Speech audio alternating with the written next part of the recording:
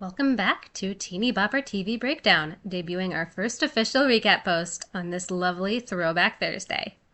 What I said in the intro edition about not knowing how many episodes I'd talk about per post? Yeah, it's gonna be one at a time. If only because watching TV takes longer when you're writing notes, the text version of this post is already long, and so the audio version of this is bearable. And this is all just for a half-hour TV show. So today, we'll be recapping the first episode of Breaker High, Sun Ahso Rises. Get ready for a lot of episode title puns. We start out with an overhead shot of a cruise ship, then zoom in to teenagers flirting in the pool and sunning themselves on deck. This is the life. So far, everyone on screen is very white. We are in the late 90s, after all. Tony, the student activities counselor, aka cruise director, is sassy and I love him.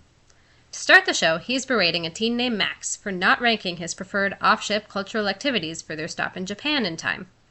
This interaction, plus Max's sunglasses and his reaction to the girl who comes up to him after Tony leaves, are all clearly meant to show that Max is sulking and does not want to be here.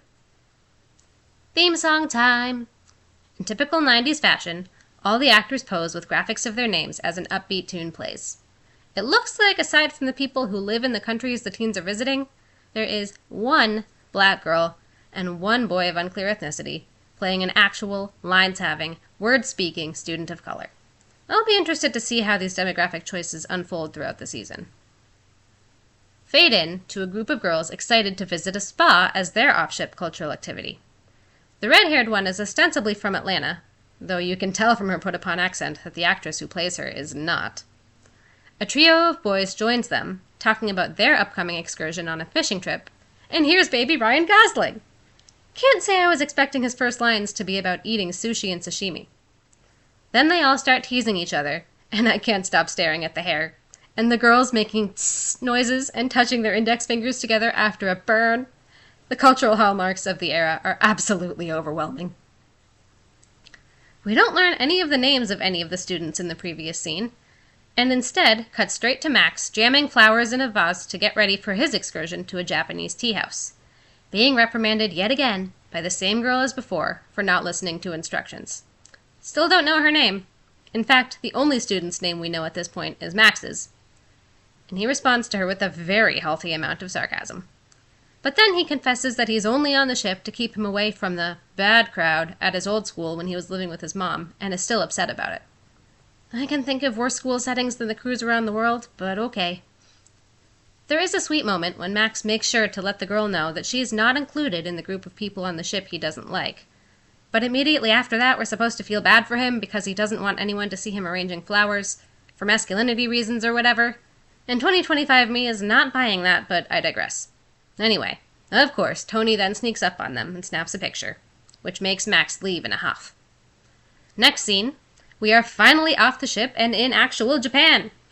This is supposed to be the spa excursion, but the very obvious monks are giving the girls burlap robes to change into. Well, this may not be what they were expecting. At least one of the girls is excited. If Southern girl Ashley's, "Hey, we got a name," stereotype is materialistic girly girl, the black girl's is smart but pretty nerd, confirmed by her Scully from X-Files reference and actual excitement to be at a Buddhist monastery. So it's not actually her who wonders if the retreat house TVs would show Moesha, but the blonde Cher from Clueless clone, which I will take as refreshing.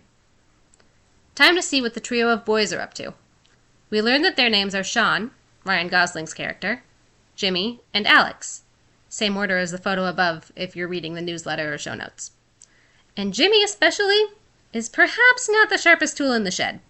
He ate several of the Swiss chocolates from the box meant as a host gift, and insults their host's father. So it's definitely going to take both Sean and Alex to attempt to keep him in line.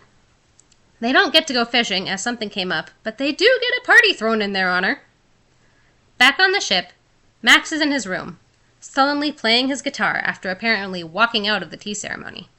He gets another talking to by a man in a captain's uniform, who from previous conversations I think we're meant to assume is his dad, and their relationship is shown to be pretty tense. Probably a mix of teenage angst, parents just don't understand, and legitimate Max is taking some time to adjust to his new living situation. The next morning, The girls are woken up early at the monastery and given a list of chores to do. They take comfort in their assumption that the boys are miserable too, when in fact the boys get woken up with breakfast in bed.